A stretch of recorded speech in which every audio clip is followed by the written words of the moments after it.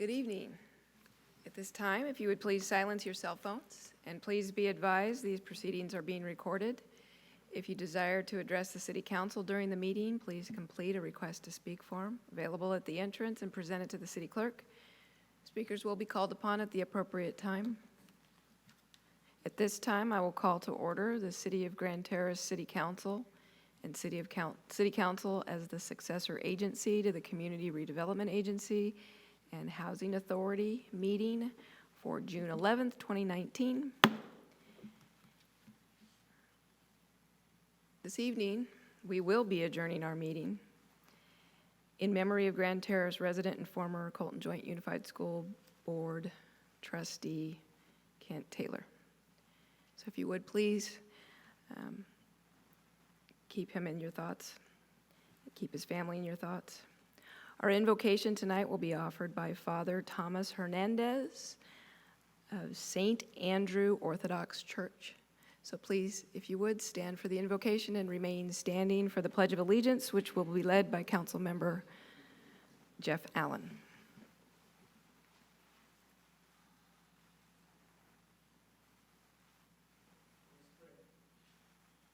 O Master, Lord our God, the source of life and immortality, the author of all created things, both visible and invisible, who hast placed all seasons and years in thy power, and dost direct all things with thy most wise and all gracious providence. We thank thee for thy blessings, for this city of Grand Terrace, and for these dedicated civic leaders. Having given thanks, we entreat thee, bless the labors of this council with inspiration. Preserve thy servants, Mayor Darcy, and council members, Sylvia, Bill, Doug, and Jeff, and all of those who help to administer the affairs of this city. Grant unto them unanimity of mind, peaceful and constructive cooperation, civility and respect when in disagreement, and confirm the works of their hands. We remember before thee for protection and all good things our police force, firefighters, and our emergency workers. Bless, O Lord, this city's doctors and nurses, and all who cooperate with thee in administering healing to our bodies. Sustain and inspire the clergymen of Grand Terrace who watch over and nourish souls. Multiply the days of their lives in health unalterable, and grant them progress in all virtues. Be mindful, O Lord, of the people here present and of those who dwell in this city in faith. Have mercy upon them according to the multitude of thy mercy. Fill their treasuries with every good thing. Maintain their marriage bonds in peace and concord. Rear their infants, guide their young people, and uphold with thy mighty right hand their teachers and counselors who form and educate them each day. Support our elderly, encourage the faint-hearted and distressed, collect the scattered, and turn them from their wandering astray, and unite them to thy truth. Bestow thy good things from above upon all thy people. Hear their prayers and sighs, and further all their good endeavors. Deliver thy holy church and this city of Grand Terrace from every evil assault, from earthquake and every natural catastrophe, from civil strife, gang violence, and acts of terrorism. Grant that we might, as a people, turn attention to our inner man, to our faith and virtue and character as the bedrock of our cultural life. Nail us all to fear thee, to the fear of thee, O Lord our God. Strengthen our neighborhoods and friendships. Increase our civic pride. Grant to us all a deep sense of communal responsibility and care. Uplift this city's populace and grant that as it increases and matures, it may preserve the honorable qualities that this land has cultivated. And as these servants consider their budget, ponder over increased crime, and deliberate on important matters facing this council, grant that they may always offer thanksgiving unto thee, the Father who is from everlasting, together with thine only begotten Son, Jesus Christ, and thine all holy, good, and life-giving Spirit, now and ever and unto the ages of ages. Amen. Amen.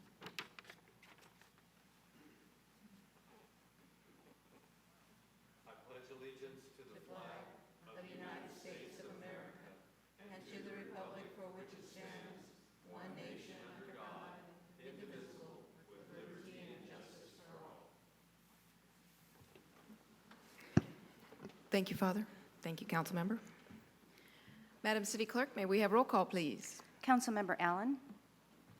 Present. Councilmember Hussey. Present. Councilmember Robles. Present. Mayor Pro Tem Wilson. I'm here. Mayor McNabo. Present. Madam Mayor, you have a quorum. Thank you. We don't have any special presentations tonight, so we'll move to the consent calendar. Consent calendar items are expected to be routine and non-controversial. They will be acted upon by the council at one time without any discussion. Any council member, staff member, or citizen may request removal of an item from the consent calendar for discussion. Are there any requests for items to be removed? All right. Seeing no request, I will entertain a motion. Madam Mayor, Madam Mayor, I'll move that we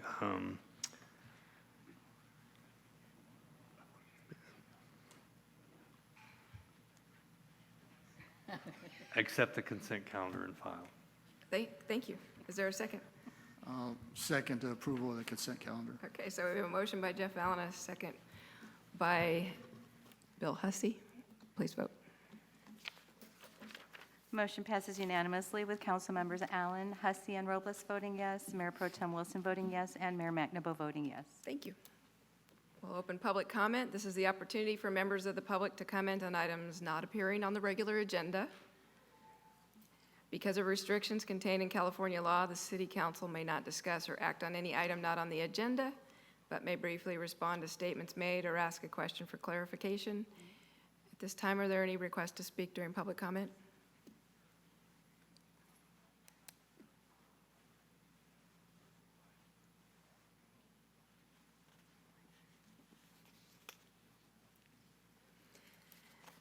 Mr. Nathan Lopez from our San Bernardino Fire Department, correct? Yes, Fire ma'am. District. Fire District. Fire District. Good evening, Mayor and Common Council. Nathan Lopez. I represent the San Bernardino County Firefighters, Local 935. A few weeks ago, Chief Wooters gave to all of you a personal invitation to our Fire Ops 101 event. Myself and Chief Yeager behind me wanted to come down and extend that invitation to you all for August 7th. It's a pretty big event for us. This is an opportunity for us to meet with all of our local officials from all the jurisdictions in San Bernardino County.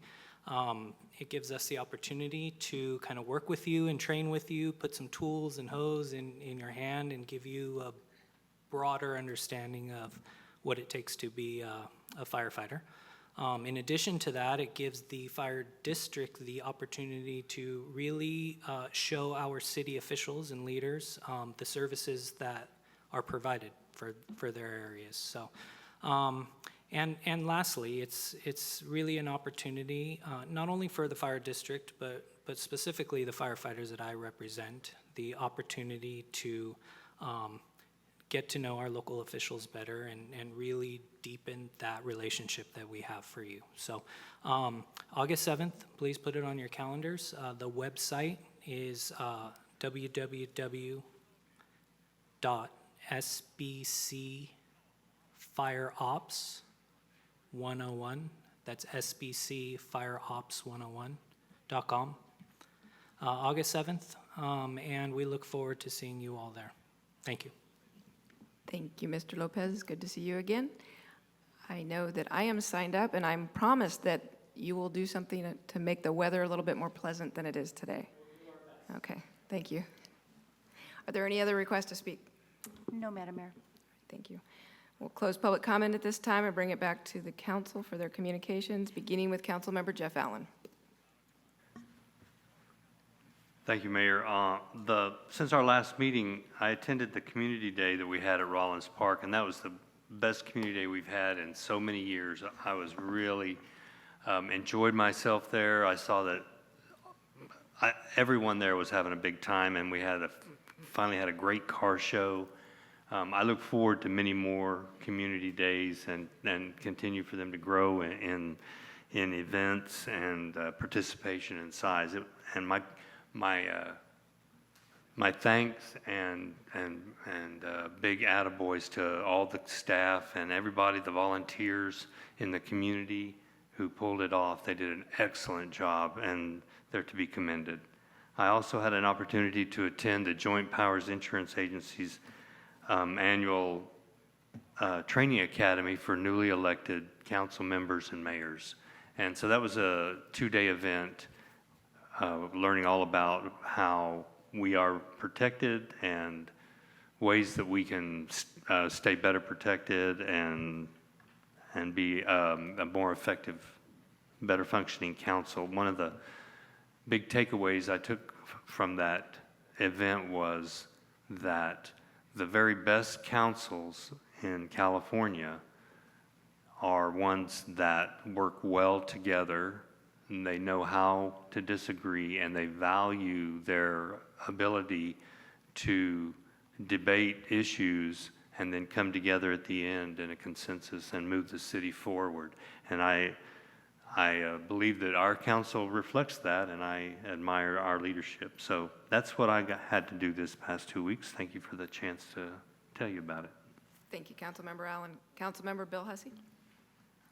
Yes, I agree with Councilmember Allen about community days. I want to thank all the volunteers and the staff who made it possible, and the weather. It's finally cool. So we probably broke the curse, maybe, or hot weather. But it's a beautiful day, beautiful night. I was in and out because my granddaughter, it was her birthday that day, so it was a great day. And one thing this Saturday is, if you like running or walking or crawling, there's a Jack Memorial 5K run down in Cooley Ranch. The run starts at 8 o'clock. It's a memorial run for law enforcement and their families for help get scholarships and help families out. Jack was a retired Colton PD officer, and if kids 11 and under are free to participate in the 5K. And they have a same-day registration's $45. So if you're interested, that's this Saturday.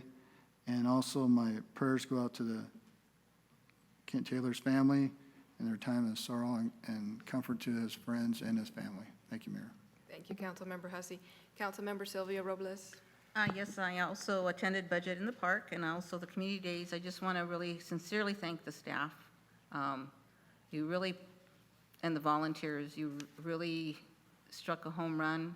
This was the first time weather-wise I was able to sit and watch the children perform with straight through and pretty much see everything. It was very active. There was a lot of things going on. And it was just very, very satisfying. And Harold, you didn't make it rain. It was a little cool at night, but no rain.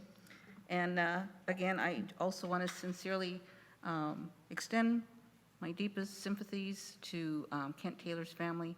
And I have my prayers, you're in my prayers very deeply, that you are comforted and that you will see your way through this tragedy.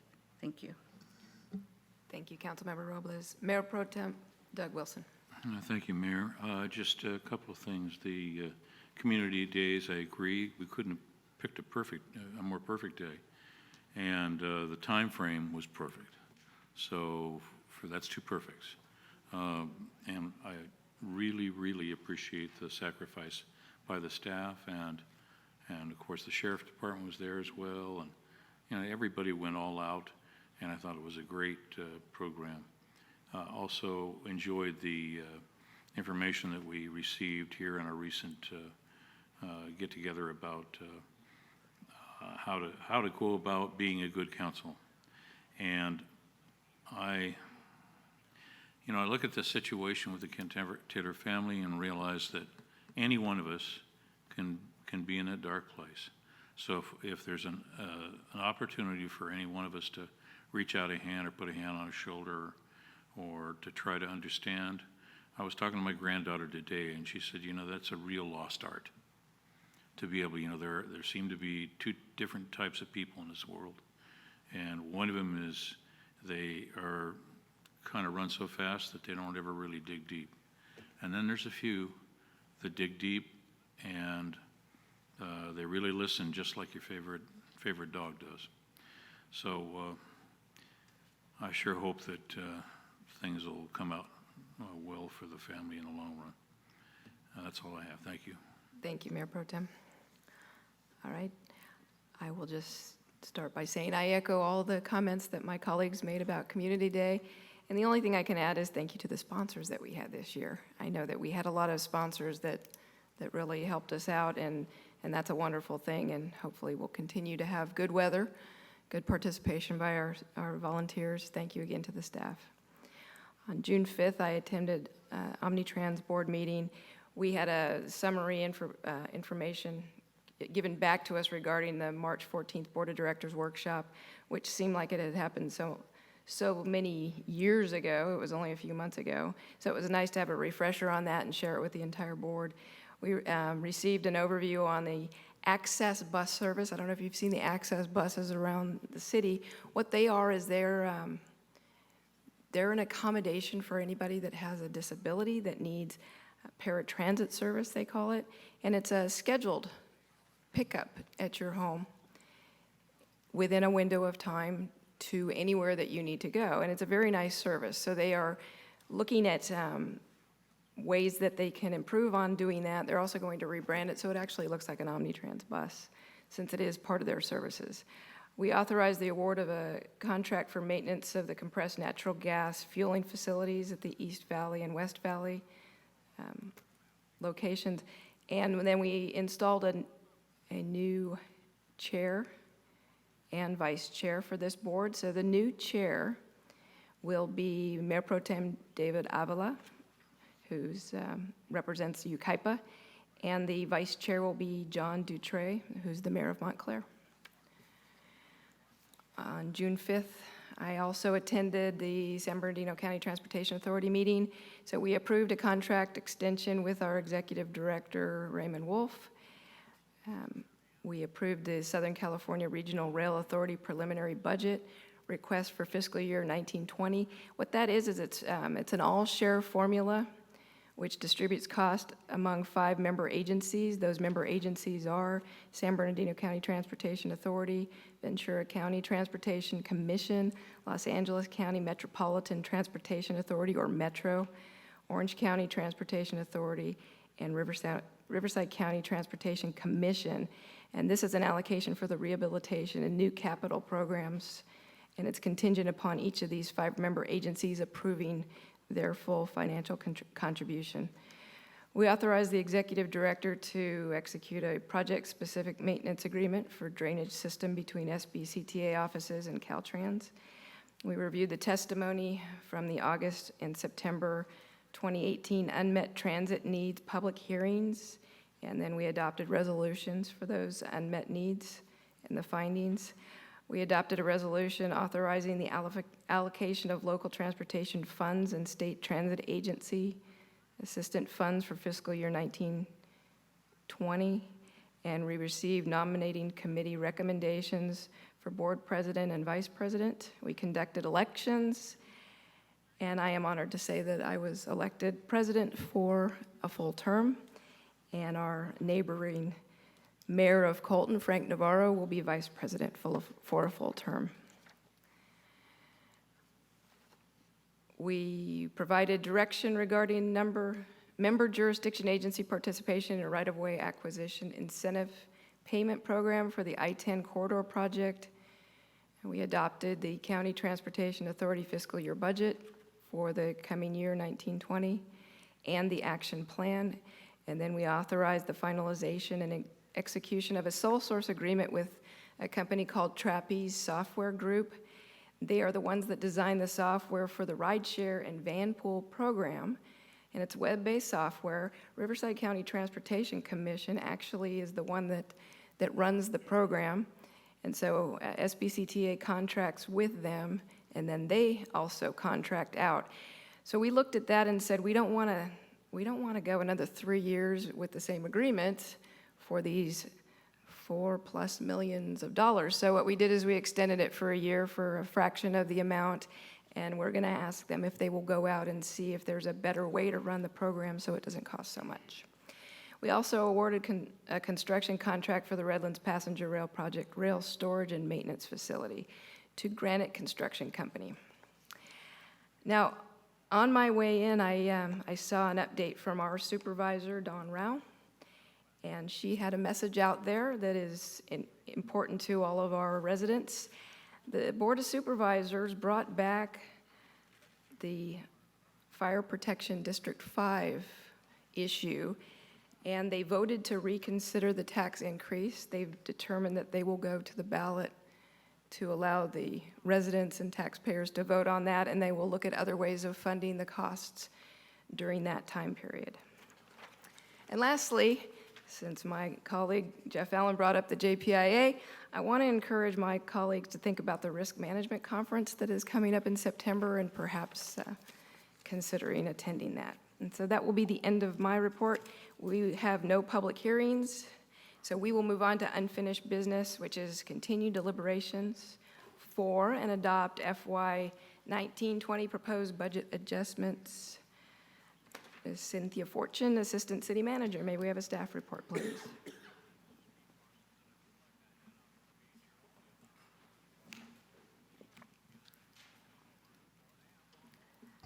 Good evening, Mayor, Mayor Pro Tem, Cynthia Fortune.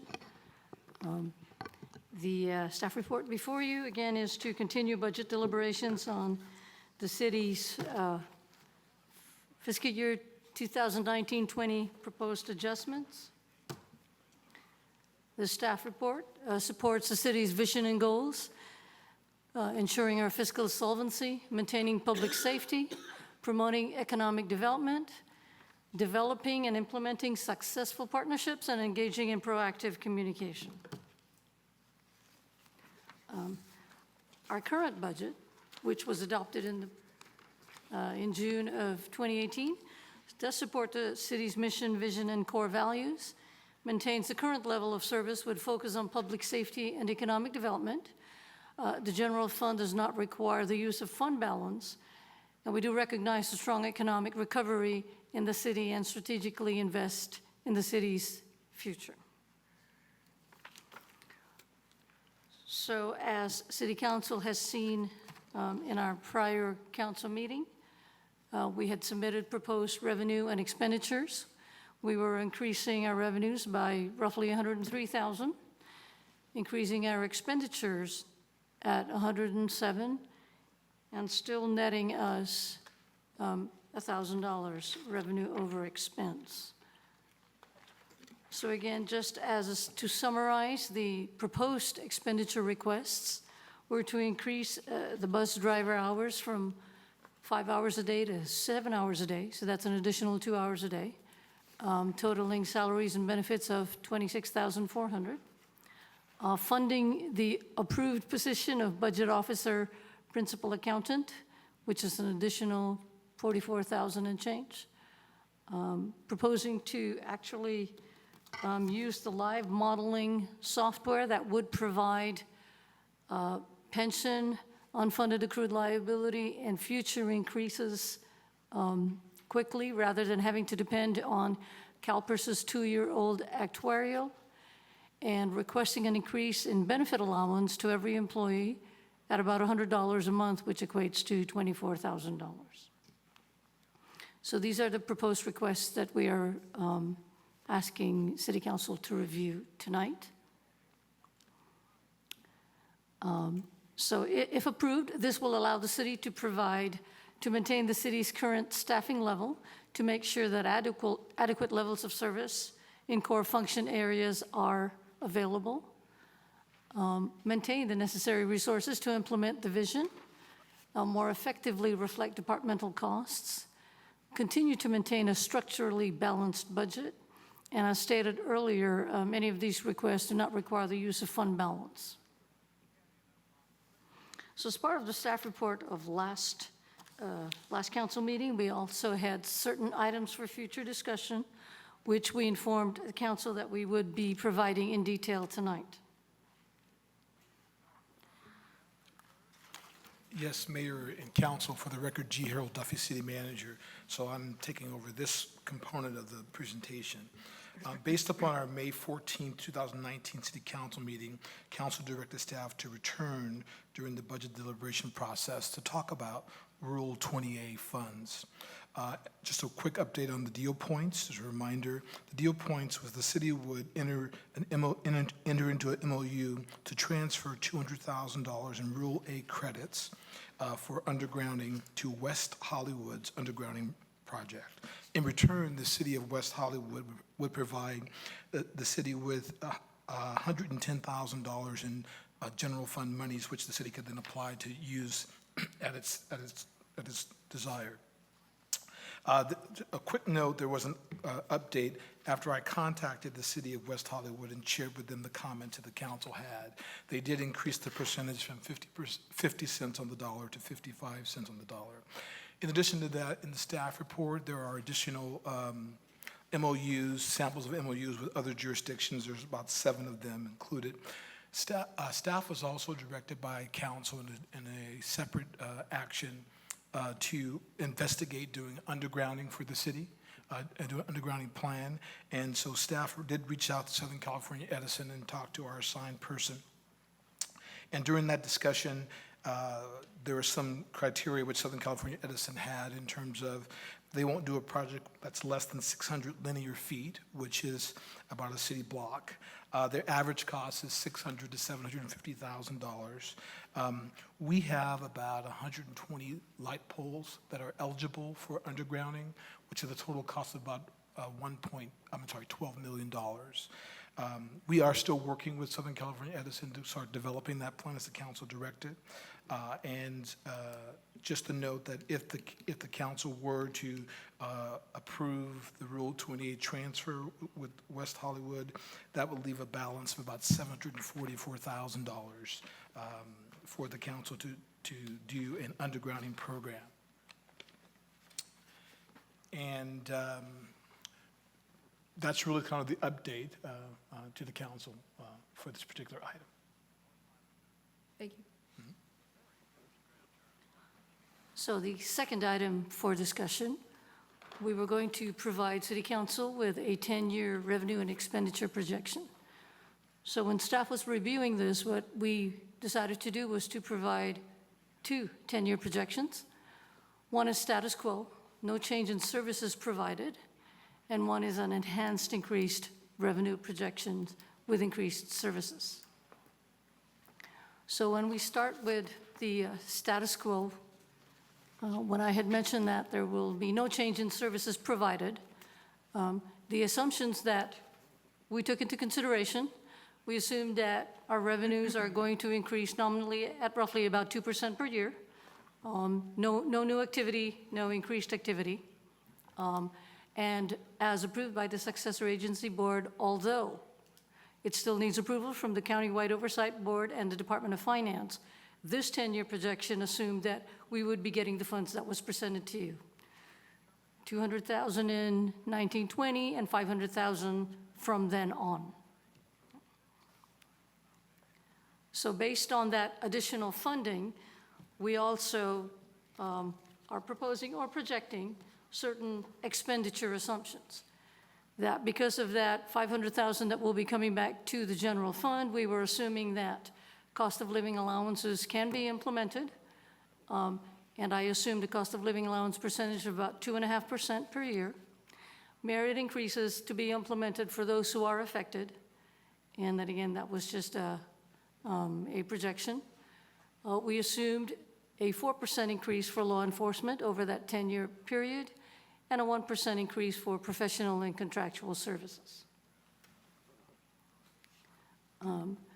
I also included a 5% increase every year for unfunded accrued liabilities, absorption of the Child Care Fund's share of pension liability, which will take effect, full effect, I believe, in 2021, and implementation of certain payment plans of the general fund's liabilities.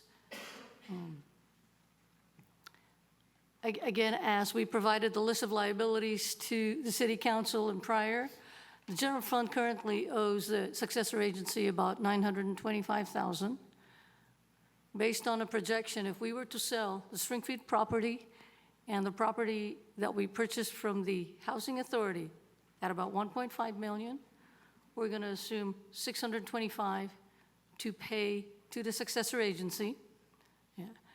We assumed also that we are going to be able to pay back the Housing Authority's liability of $168,000. Again, these are payment plans, based again on that same sale of property.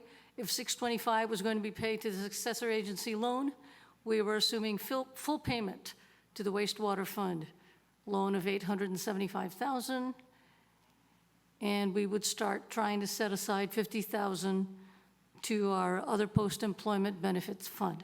At this time, we're not setting aside anything for the fund. We do pay as you go, which is roughly $10,000 or $12,000 a year.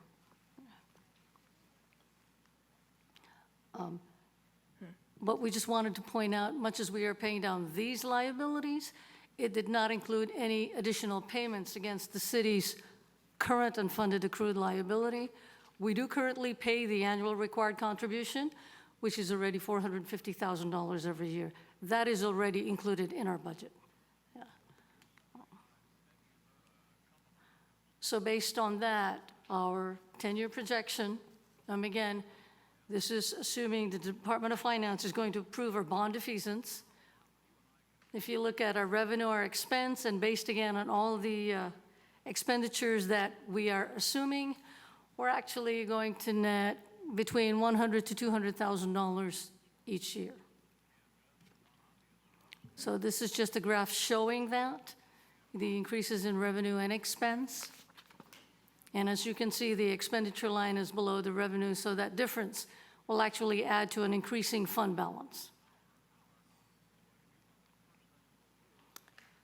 So then, based on this chart that we normally show you every year, we will go from sustainable to healthy, because again, we're going to have that extra $100,000 to $200,000 each year. However, as I stated earlier, this would not have included any increased levels of service that we normally would like to provide the community, consider it quality of life.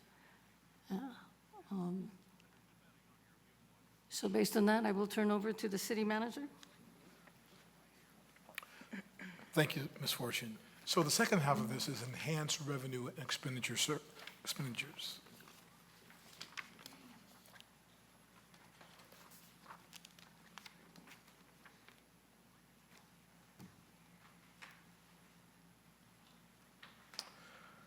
So the 10-year revenue projections really is a reflection of the years of staff work and council policies. And so as we move forward to have this discussion about the 10-year projection, it's based upon council's policies from the past. And so the base for the following 10-year projection includes the projections in the prior report, which Ms. Fortune just completed. Additional projections include increased sales tax to existing establishments by $78,000. Increased sales tax due to new development is about $27,000 of that $78,000. Then we have increased revenue projections are conservative and are based on permit activity, land development, development agreements, and data from our city's sales tax consultants. And so I say that because although the projections look very healthy and robust, they are conservative estimates on our part. Item D is implementation of a transit occupancy tax for a projected hotel beginning in 2021-22. Increased property tax due to new development activity beginning in 21-22. And projected additional rent and charges beginning in 2021 and 22. And these are all based on activities which we are currently pursuing. And so one of the things I wanted to do was to try to provide the council with an overview as to why or how we ended up with these potential enhanced revenues.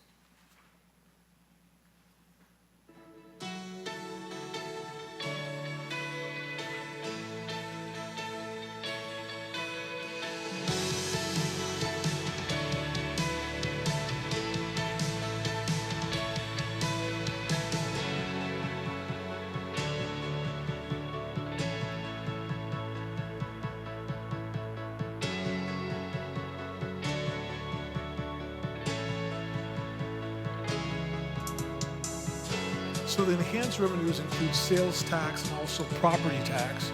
If if you look down here in the corner, you'll see a project that's $20 million in terms of development and new structures going to occur. Can you turn the sound up some, AJ?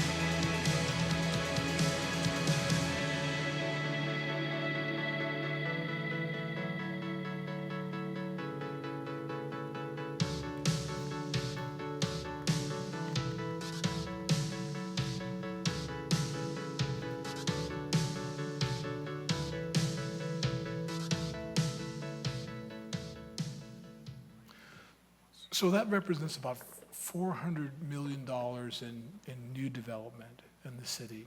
In addition to, if one of the potential proposals is for a hotel, and so that represents, you'll see that in the projection, there's a TOT tax. And so in the staff report, staff does indicate that a legislative action might have to occur to access all of the revenues that are listed in the projection. And, for example, as I said earlier, that the projections are conservative. So the projections are conservative in terms of, that's not 100% occupancy, that's a percentage of what the average occupancy would be projected to be. And so with that, the increased revenue are conservative, as I said before, and based on permitted activity, land development, development agreements, and data from the city's sales tax consultant. Implementation of the transit occupancy tax for a projected hotel beginning in 21-22 would be $150,000. Increased property tax due to new development and activity beginning in 21-22 is about $160K that's included in the projection. And also projects additional rent and charges beginning in 21-22. Rent charges for?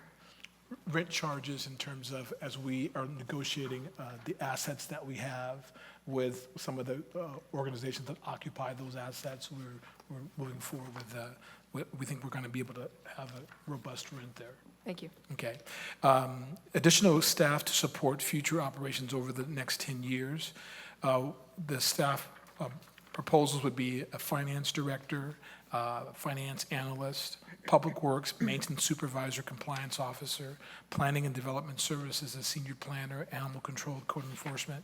And one important note here is that all projections have to be approved by the council through council action in the future. And so this is staff's look at what we believe is needed in the years to come. But obviously, as we actually live and go through those items, we'll come back to the council and make some adjustments request adjustments as necessary. And then we also have additional legal services of $50K to support staff increased projects. And then we have additional law enforcement. And if you look at that item there for additional law enforcement services.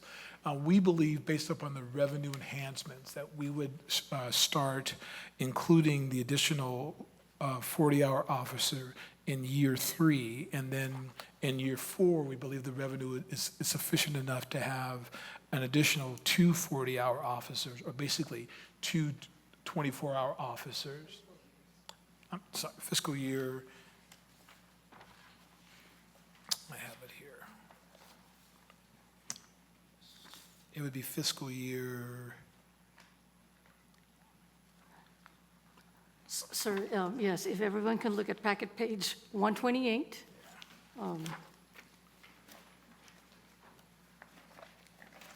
If you look at the description, the last two before the total projected expense, the first additional deputy, actually, we are projecting in 2021, not this coming fiscal year. The second one, we just can't hire a full-time, but we can hire him, assume in September, because we can provide 10 months funding.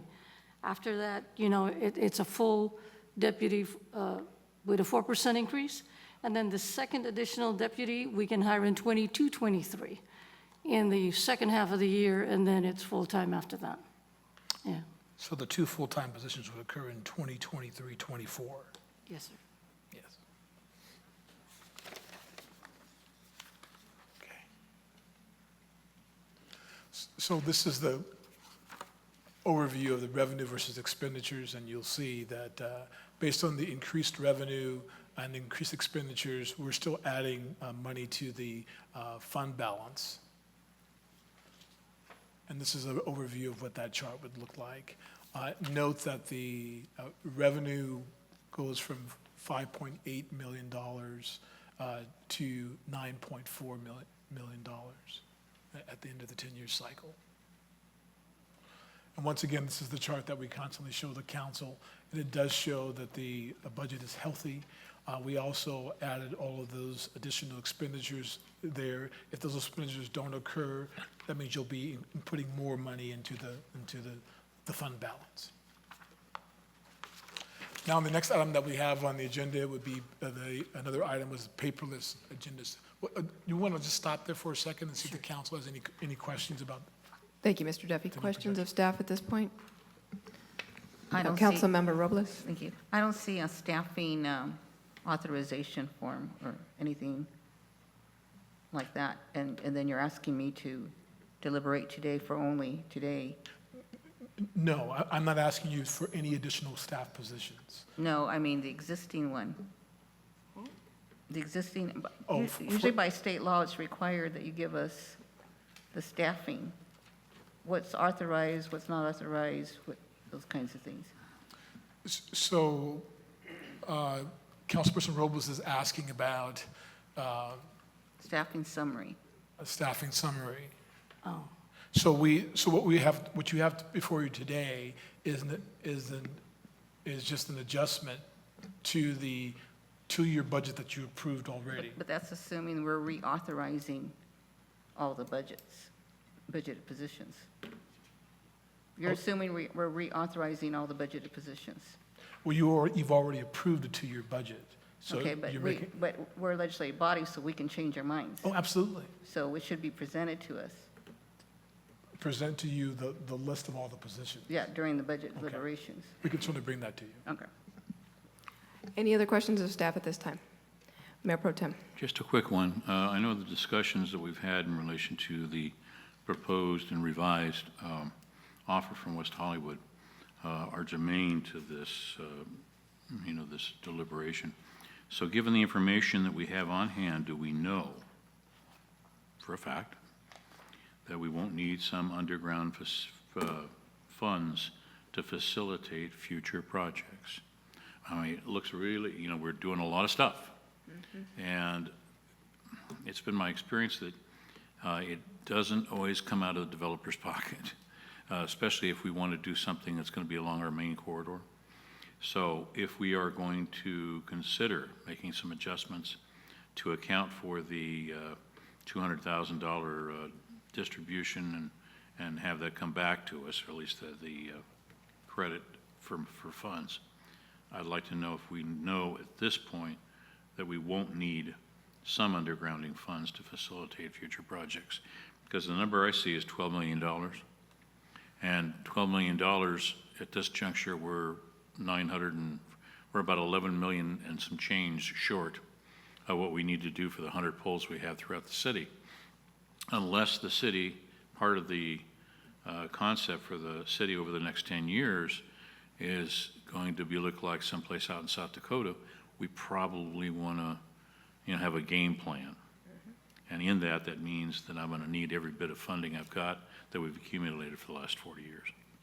Yes, sir. One of the reasons why we gave you the total number of $12 million is to show you that you only have 944,000. So if you are going to be, if you are going to try to do programs, you need every dollar that you have.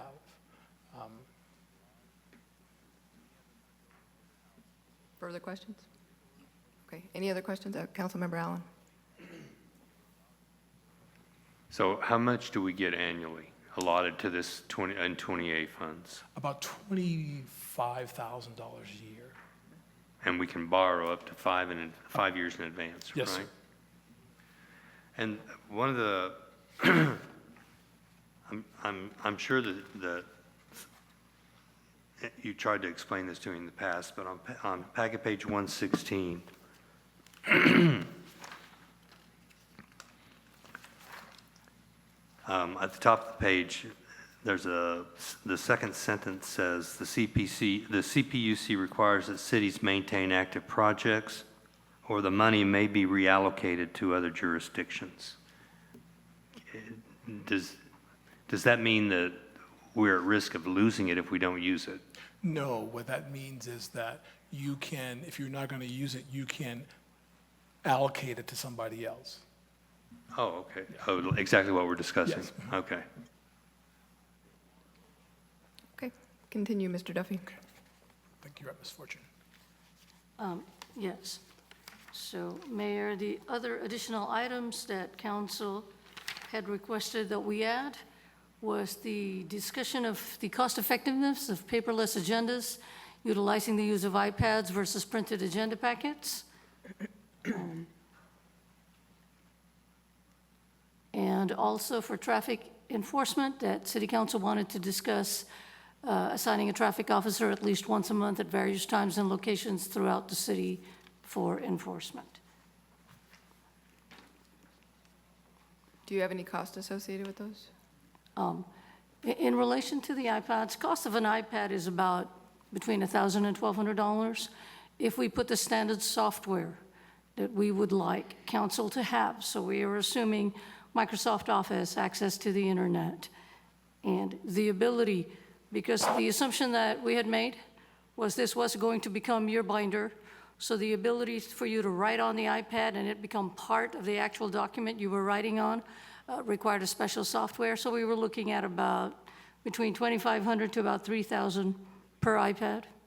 So if there are 5 council members that would be requesting that, we're looking at about $15,000. And how much do we spend on paper agendas? I'm sorry? How much do we spend on paper agendas? In a year, that I'd have to calculate that. I did not bring, and I should have brought that. Yeah, Mayor, and what we would need to deal with that is we'd have to look at it's not only the cost for the paper, but it's actually the production time. So Correct. we'd bring That's that probably back the to you. most expensive Right. part of it, yeah. And the cost, I imagine if we're having traffic enforcement, what that means is we're paying for an additional officer at least once a month. Is that what that is assuming? And so what would the cost for that be? How many hours would it be, and what would the cost be? Thank you. It's calculated about $80 an hour. And so would it have to be just 8 hours at a Between- time? Yeah, probably 8 to 10 hours, depending on what our focus is. Okay. We had originally calculated that number at about $500 a week. Okay.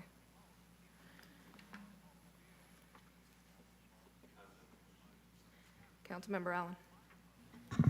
There's a $12,500 cost for some software that you're requesting. And my question is that $12,500 a one-time cost, or is it annual? No, that is an annual fee. Annual, so it's $12,500 annually for the Correct. software. To track our pension, our unfunded accrued liability, the ability to project, should city council choose to approve additional positions, provide a cost of living, provide merit increases, what that effect would be, what the actual total cost is overall, plus the cost on pension and other post-employment benefits. And is that software required for you to answer those questions and provide that information to us? Yes, what I do is, I do it on a spreadsheet, but mine is an estimate only. I see. And I have to base it on what CalPERS provides, and their actuary is always 2 years old. That is what they go by. That is the data they use. Further questions? Councilmember Robles?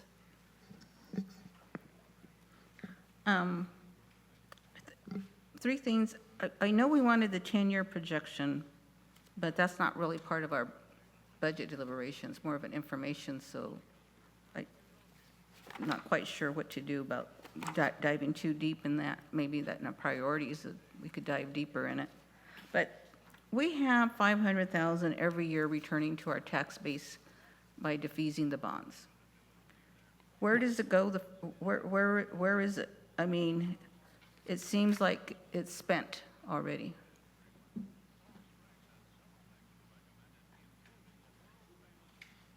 So take us back to your original projection and let's show them what it looks like.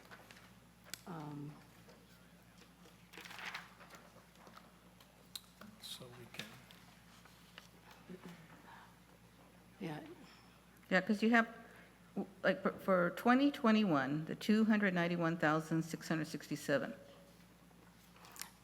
yes. Councilmember Robles, if you look at packet page 110, because I don't think I have it up there is already, if you look at the table 1, second revenue line item, the residual receipts, I'm showing the 210,000 increase for 1920. This is assuming, again, it gets approved and that we will get it in time to the county for distribution prior to December. That is that $210. And then we showed you other decreases based on that. So as we had mentioned in our prior meeting, proceeds from sale of property, we decided to take out, and each time property is sold, we would report that to council directly and ask direction on how the proceeds would be used. Miscellaneous, what we've been doing is putting in one. I don't really know where you are now. Okay. So what you're saying is, okay, because this is an addition. So are you looking in proposed adjustments? Yes. Okay, Yes, Councilmember. So for miscellaneous, we're taking 40,000. And for the senior center, there's 60,000. So there's 100,000 right there. And even if you did all the math, you're showing the net of 103,349 change. Yes, Councilmember. Okay, so we're about 100,000 somewhere gone. So I would say that's doing our salaries and benefits adjustments. The cost of livings that I don't know where exactly they're going, but we're going to do cost of livings. No, Councilmember, none for fiscal year 1920. Okay, so what are we went over in salaries and benefits? I'm sorry, Councilmember, did you For say? salaries, it shows a positive number adjustment of 47,600. Yes. Benefits. So we went over, No, we are requesting to increase the hours for the bus driver okay, from 5 hours to 7 hours a day. And the approved principal accountant position, we only actually have funded for the last 2 years. Okay. We are requesting to fully fund it in 1920. these requests here. Yeah, but this is what my point is. My point is, we get money and it's already, it goes straight out to salaries, seems to be a trend. And I'm not disagreeing that it's not purposeful. I'm just saying that for discussion, that's been something Mr. Hussey's brought up in past budget exercises. And it's something I think we need to kind of point out. So, and then, just to go up 1 year then,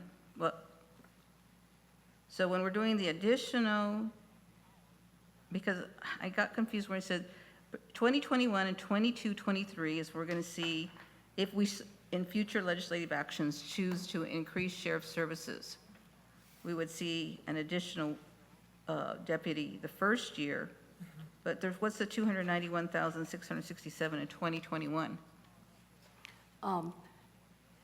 That's, if we can hire a deputy, we would be hiring them in September instead of July. Okay.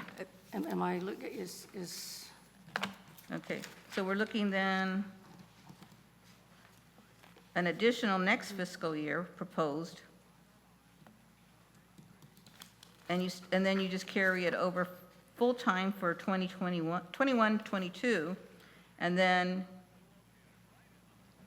in 22, 23, 24, you're talking about 2 deputies. yes, Councilmember. Okay, thank you. And that's on packet page 128, so that would take into effect all of the additional property taxes and sales and all that. But on page 124 and 125 is your status quo 10-year projection.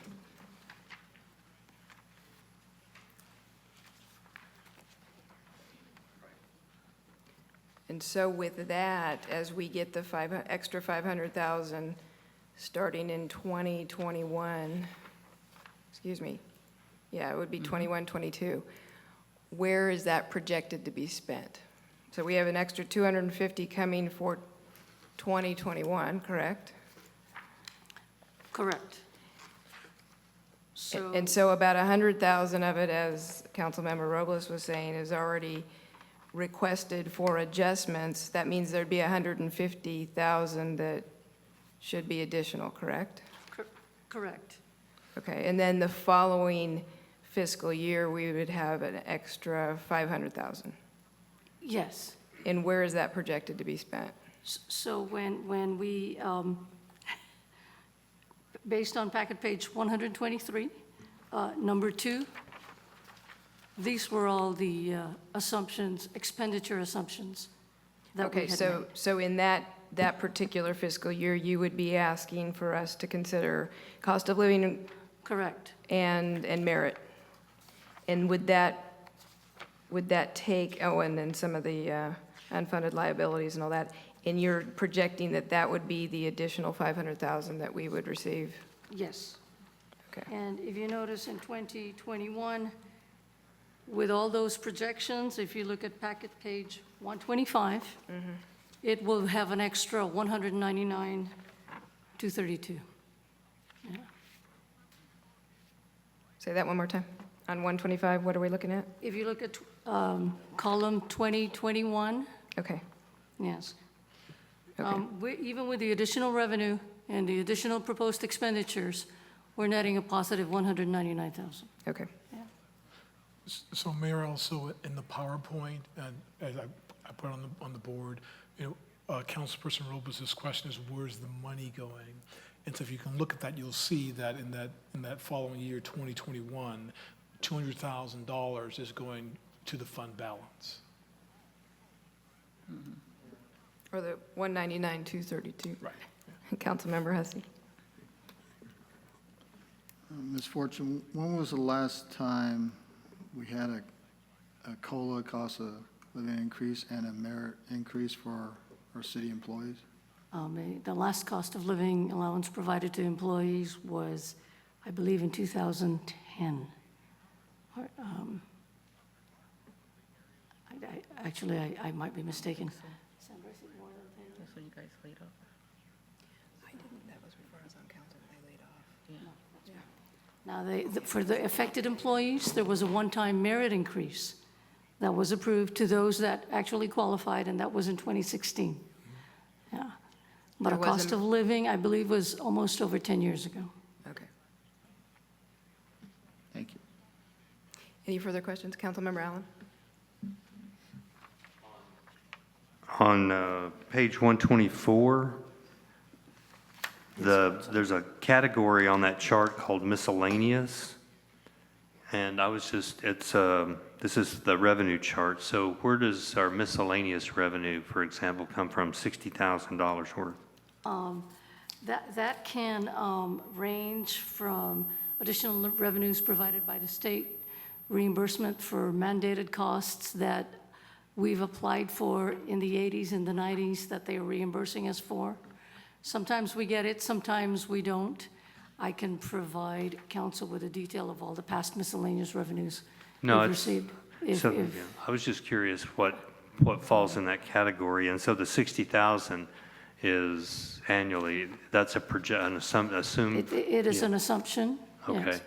Okay. When it's the actual year, I get very conservative, but if we were projecting just to provide enhanced services, we were trying to be more optimistic. So like last year, we actually received almost $40,000 for the change from the LED lights that maybe Mr. Duffy would like to expand on. Yeah, he was telling me about that. Mr. Duffy? Well, I'm sorry, the council's familiar with that, and what happened there, we received a credit from Southern California Edison for transferring the lights from high sodium lights to LED. Yeah.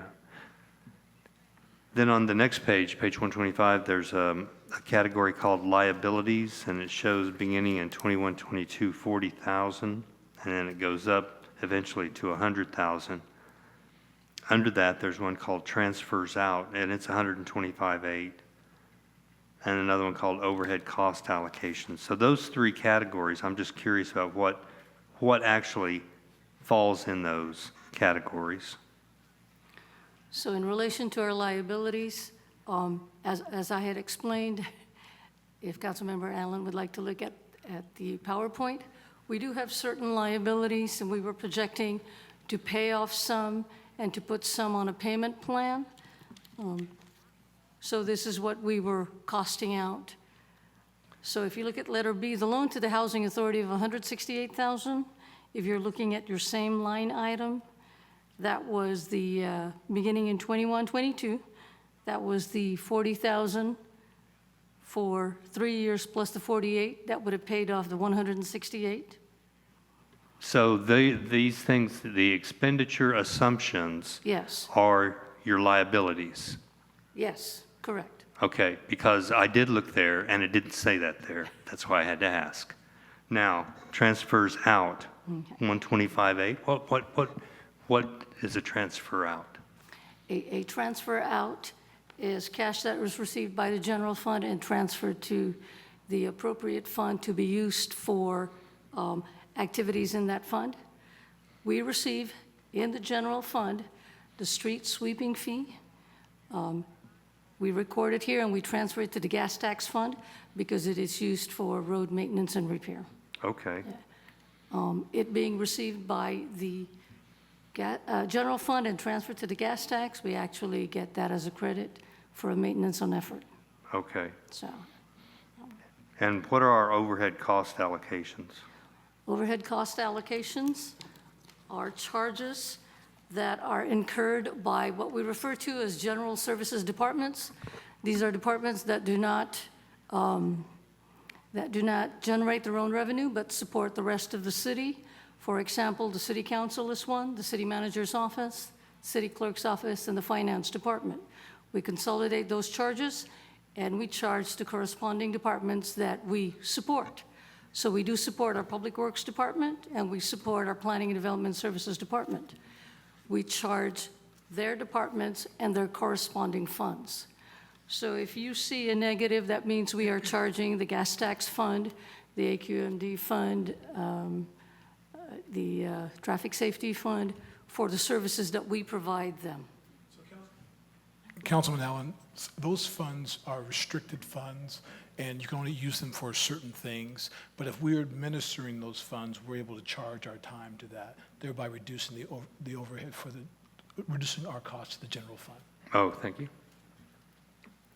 Further questions? Councilmember Robles.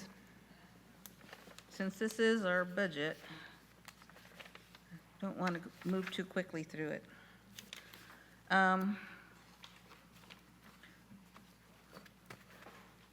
So salaries and benefits, through my education, is always 85% of any budget. And police usually, if you're at a target for here, would probably be about, what, 75%? And I don't know what our ratios are. So maybe we can have, you come back next meeting and have the ratios. Okay. Because we don't do fire, so there'll have to be an adjustment for that. But just, and also, I would like to not do a 2-year budget in the future because we had a spirited discussion about salaries and the impact it has. And I'd like to see it again, maybe at the priorities, if we can swing it. What cities like size to us, what they have of a staffing complement. So, and finally, what we have here pretty much is RDA took some of our tax base and tried to do things with it. And now we're defeasing it, so we're going to get returned to our tax base $500,000 every year. But because we run on a shoestring, if you look over 10 years, we can, if we choose to do so, we can return some police services to what we're accustomed to here and have for this city some fund balance, but we're not adding to our reserves. We only have, 2 months expenses. So I think that's a little bit too tight, and I think we need to look at that. But, unless we look at salaries, we really don't know what we're dealing with. All these other things, I mean, we can refresh our memories on them, but they're pretty tight. So I guess in conclusion here is, what are we going to discuss here today? Are we going to discuss the overhead,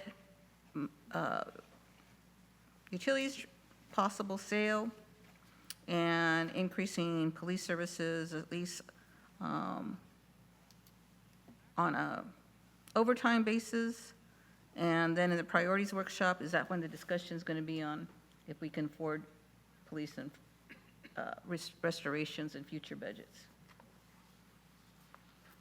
And I'm looking to Mr. you. Duffy, is that what you had planned? So what we have planned to do today was to provide the council with information on the existing budget for 2019-20, then also show you what the 10-year projection. But there were specific things that the council asked us to bring back during the budget deliberation. And I think those are 4 or 5 things: the traffic cop, the paperless agenda, the Rule 20A, and was there something else? Another one? Ms. Fortune. Ms. Fortune. I'm sorry. I was writing, What were the items for the today's discussion? Yeah, well, yeah. So we were- Our continued budget, our proposed budget adjustments, right. and The Rule 20A Rule 20A, the iPads, and a traffic officer. and the traffic officer, yes.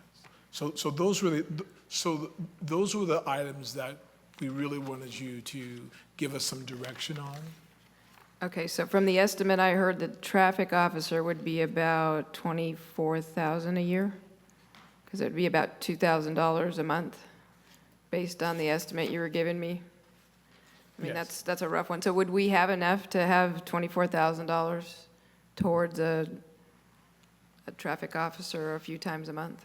You would need to make some adjustments, because as this shows you here, you've got roughly 100,000 No, sir, for 1920, we are balancing that Okay, budget. so that's not 100,000, that's .01. It's $1,000. That's .01, Okay. which was 01. Yes, should have been .001. Okay, so it would be like looking at the increase in bus driver and deciding whether we wanted to increase the bus driver or whether we wanted to put that towards traffic officer. Would be the trade-off there, it looks like. So Mayor, you would have to look at this particular item here, as you said. It would be the bus driver, it would be the full-time budget officer, principal accountant. It would be the finance department software license, and then the various department increases in benefits to the employees. So that would be some of those things that you'd need to adjust. What risk do we have in our finance department if we're not funding a budget officer, principal accountant? So you'd have significant risk, as in the current finance department budget officer or principal accountant has been working with us under a 980 annuitant, and she has said that she's done. And so we need to either replace her with another annuitant, which isn't sufficient for what we're trying to do, or we need to fully fund that position. Okay, so that would include the cost of what we're paying her at the 980 and then the salary benefits to Yeah. go with it. That's just the adjustment from her part-time to full-time. Okay.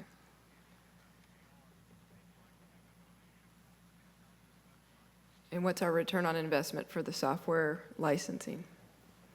I understand what you were saying about the adjustments and all that, but how, knowing real time, what does that allow us to do with respect to our unfunded liabilities? The ability, again, for council to decide whether they will approve additional positions, provide merit increases, or provide cost of living allowances, and what the consequences or effects would be on our current liability, our unfunded liability, and our future other post-employment benefits. Okay, so it allows us to not only look at the annual Current amount effect, that we that's will right. be looking at, but also how does that affect future? 10 years out, 20 years out. Okay. Yes. Further questions? Mayor Pro Tem?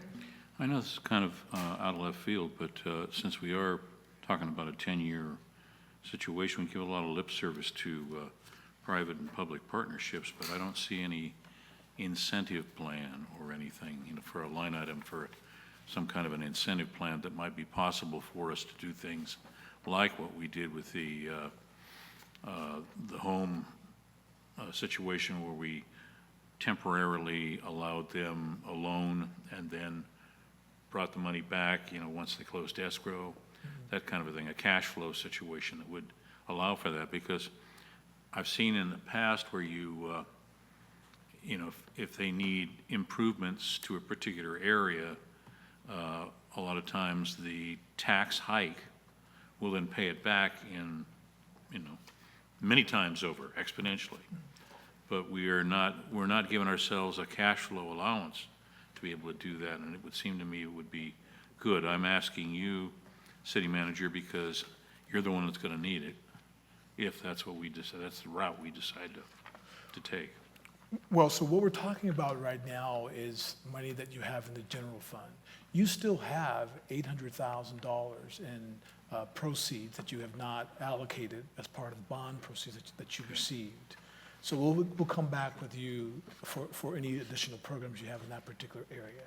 And so remember, what the council did in the past, the council took the $2 million and you set it in different pockets. So we haven't, we use the money to acquire the successor agency property.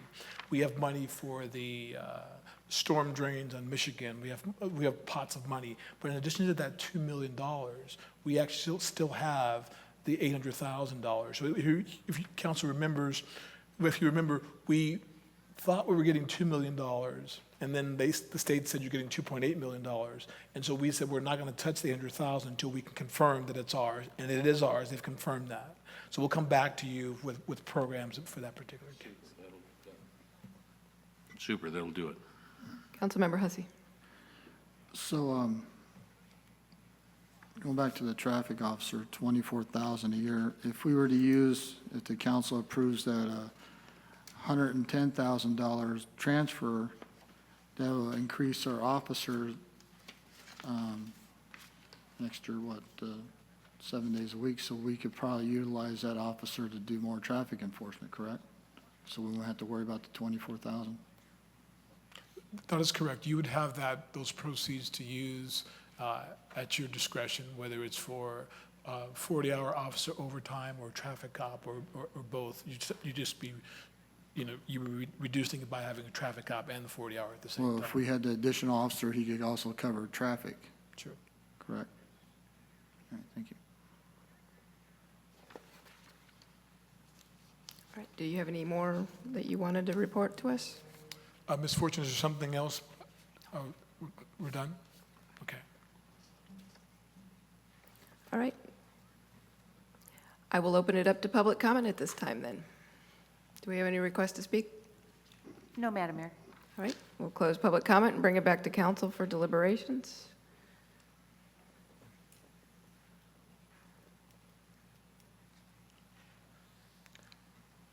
So, Mayor, may I?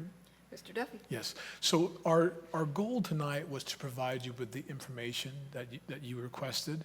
And if you have any additional follow-up for us, we can certainly bring that information back to you. We had scheduled for the 25th for the council to actually make a recommendation or adoption of the budget. So if there's anything that we need to bring back, I think Councilperson Robles requested that we bring back the position allocation. Yes. And if there's anything else that we need to bring back, we can certainly bring that back for the next meeting. Councilmember Allen?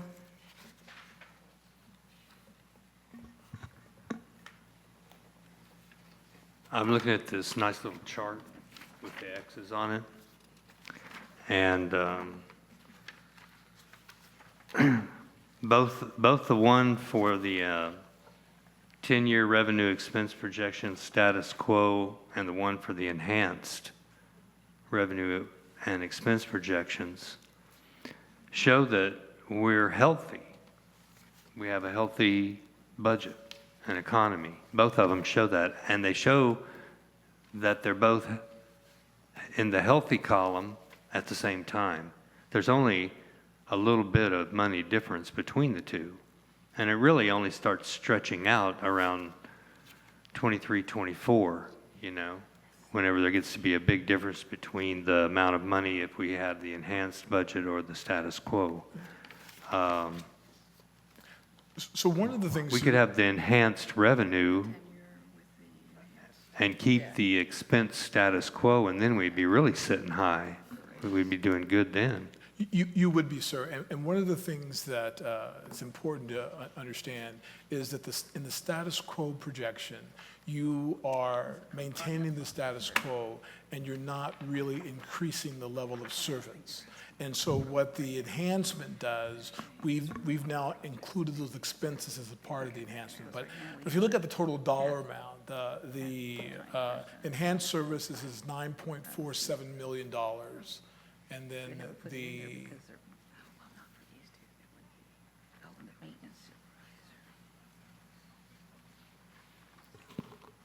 is 7.79 million for the status quo.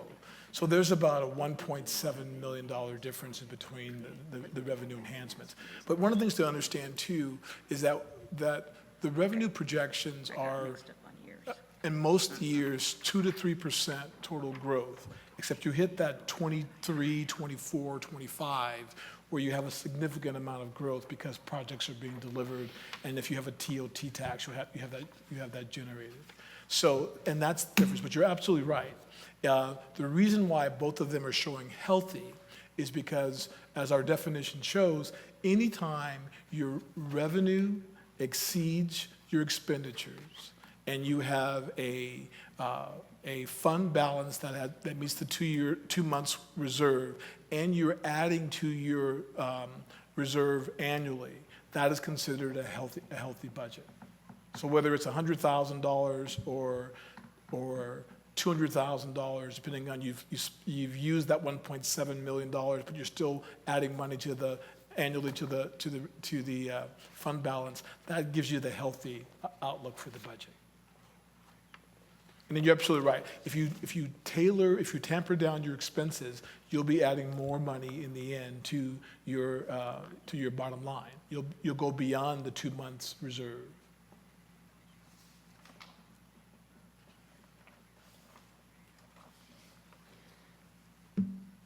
Further questions? Okay, Councilmember Hussey. First of all, I'm going to eat humble pie, and thank you for bringing back that thing. You got additional $10,000 for the Hollywood project, if it gets approved. And, the thing is about cost of living and merit increase, I was also a federal employee, and I remember when we didn't have we had to tighten our belt, just like everybody else. And did not mind tightening our belt, but it hits you in the long term. And then when you tighten your belt, then you see them spending money on other things while your belt's still tight. And then you're kind of like wondering, well, why are you doing that? I'm tightening my belt, but you're throwing the money away somewhere else. So California economy is unique. We all know that. And I have, we all have young family members and stuff who are struggling to get by day to day. And, the cost of housing here, the cost of commodities, and it's crazy. And, we want to, we're not slave drivers where we're going to push our employees without any compensation. I think, they need to be compensated, and they need to not worry about their income on that. But, we also are a small city that have limited resources, so we, as Ms. Fortune was telling you before, we count every bean we, have, and we make sure that bean, when it's planted, goes a long way. And so, I'm glad to be on this council to be part of that, when we could debate and discuss, and, we each have our own specialty in our agenda items on here. But also, like, Councilman Robles said, if we get that additional $500,000, I just don't want to see it, like, oh, we broke the piggy bank, let's just go ahead and get what we want. We need to make sure that, do we really need this? And I know you said 7 years out and stuff, and things change, the economy is going good now, but it could go bust again. We don't know. We don't have the crystal ball. But we know past experience, history always repeats itself. I don't think it's going to fall like in 2008 because we have check and balances, but things do change. And, I don't want to see our, and I understand, being a federal employee, because you have one job title and you have a whole umbrella underneath you. And it's a lot of jobs that you're doing, and it can stress you out. So you try to get the most for everything. And we want people to come in our city, developers who have, they're always a smiling face, but they want to, be taken care of, and that's our main thing. That's why we all agreed on to bring, the 40 hours back. But, the part of the thing was to make sure they come in, you have to work on Friday, because we might have the golden ticket walk in on Friday, but we had to make sure everybody's taken care of. And as council members, we worked hard for all that, made a lot of arguments, a lot of sacrifices, and the staff made a lot of sacrifice and arguments. And that's why I look for everybody's expertise opinion. But,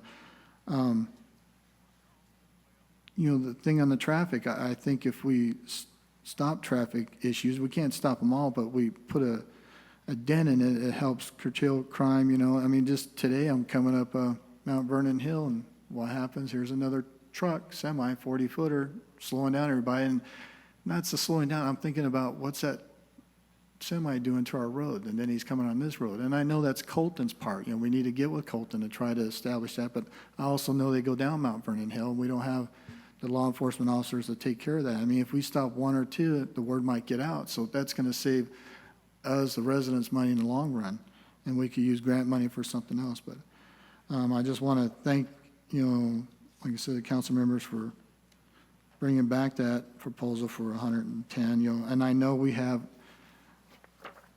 underground utilities that need to be done, and it's expensive, and I like to see the street lights. We talked about street lights on existing telephone poles, power poles and stuff, but, we try to make do what we have, and I just, thank you for this budget. The bus driver, is the seniors utilizing that bus driver for more than what they have now? Do they request to have the driver for extended period of time, or does the bus driver have to make more than one route now, one drop-off, because the seniors are using it? Yes, sir. The capacity on that bus is phenomenal in terms of where it used to be. And so now, when she does the trip, she's making one trip, and she's completely completely full. And she can't go back because she has a limited number of hours, so it does limit the number of seniors that are actually going. Actually, the seniors, since the council decided to work with FSA to have a staff person there, the overall attendance and all the activities have increased along with the additional trips on the bus. So you've seen a significant amount of participation in the program. Oh, that's nice. Have we ever thought about getting a bigger bus, maybe? Or do we have ways to get that funded for us? Yeah, we've considered, or we're looking at getting a bigger bus, looking at getting an electric bus, looking at ways to enhance the services. Yes, sir. Okay, well, thank you. Thank you. Councilmember Robles.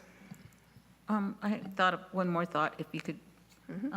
So we have that 800,000 that's unallocated, and it's supposed to be spent on economic development.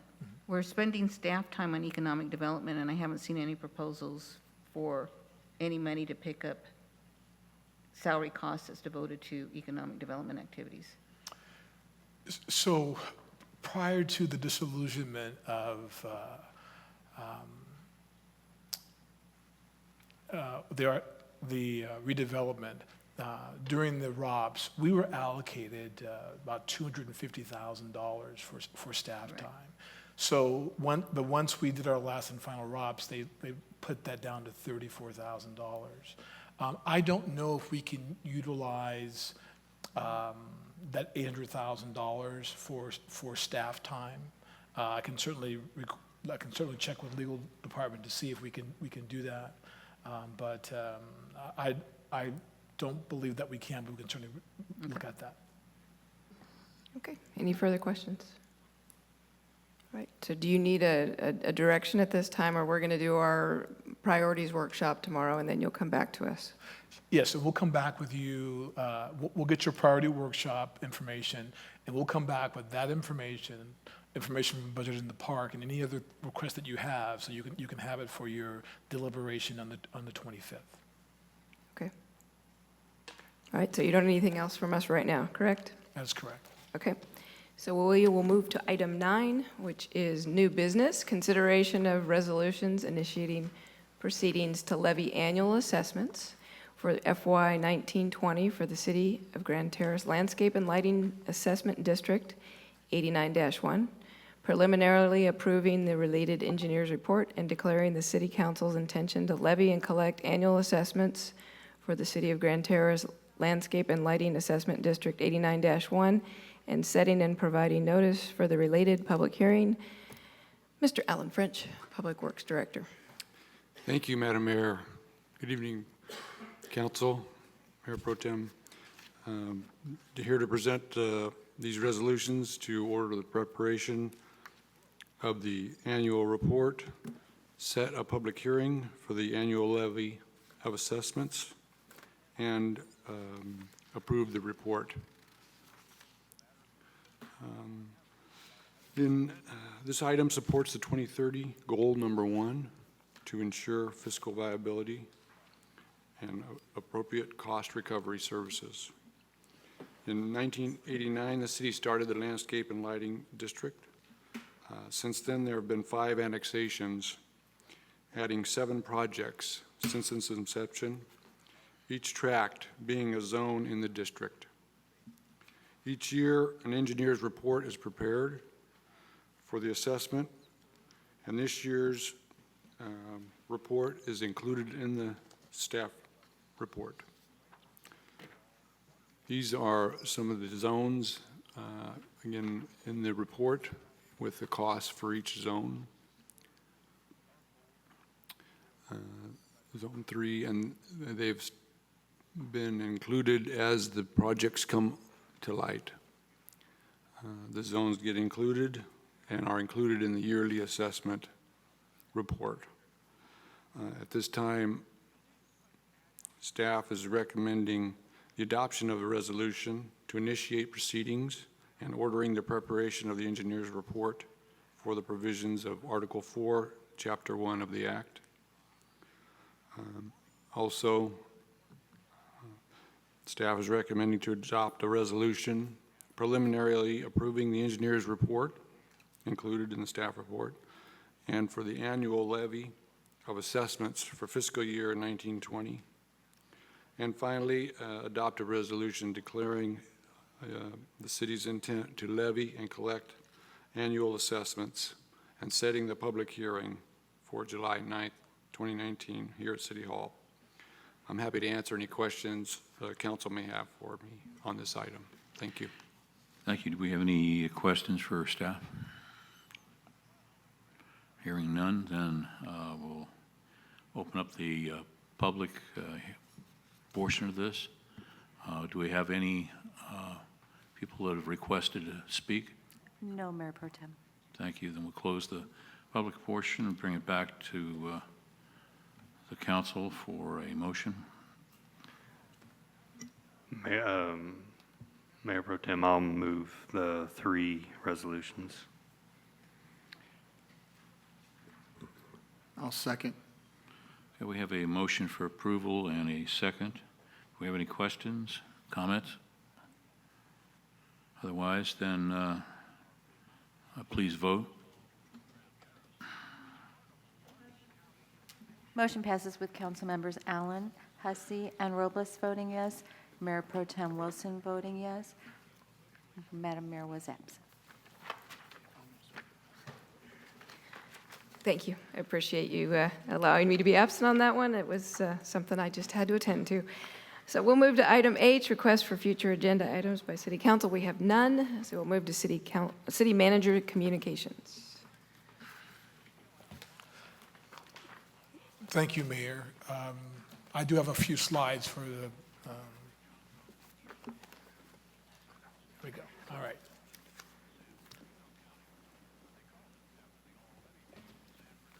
So the first item, I believe, is going to be video for Community Day 2019.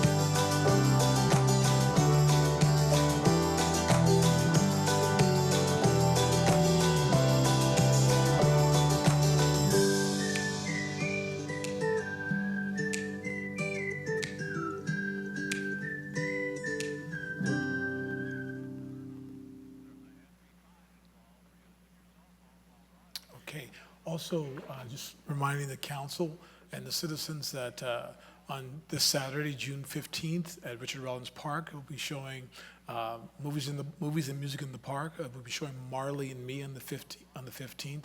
And then The Sandlot is back on June 29th at Veterans Freedom Park.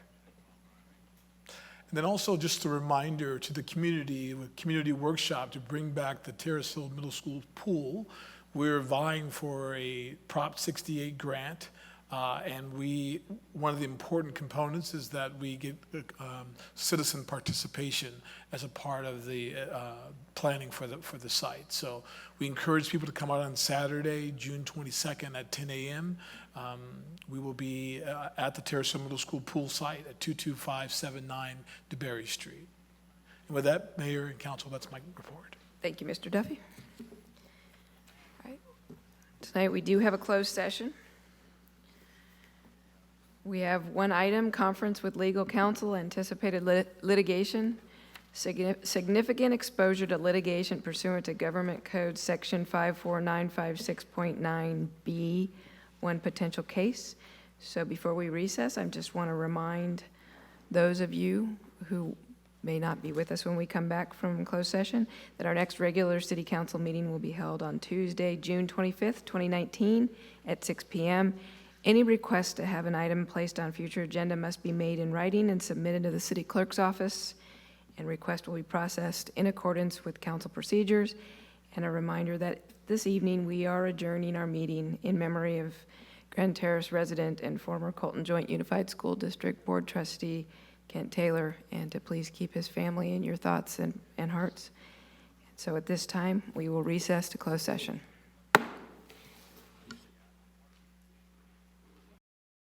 We will reconvene to open session. The council met in closed session, conference with legal counsel, anticipated litigation, significant exposure to litigation pursuant to Government Code Section 54956.9B, one potential case. There are no reportable actions. So we will move to adjourn. The next regular city council meeting will be held on Tuesday, June 25th, 2019 at 6 p.m. Any request to have an item placed on a future agenda must be made in writing and submitted to the city clerk's office, and the request will be processed in accordance with city council procedures. This evening, we adjourn our meeting in memory of Grand Terrace resident and former Colton Joint Unified School District Board Trustee Kent Taylor. Thank you all for your discussion and your participation. We are adjourned.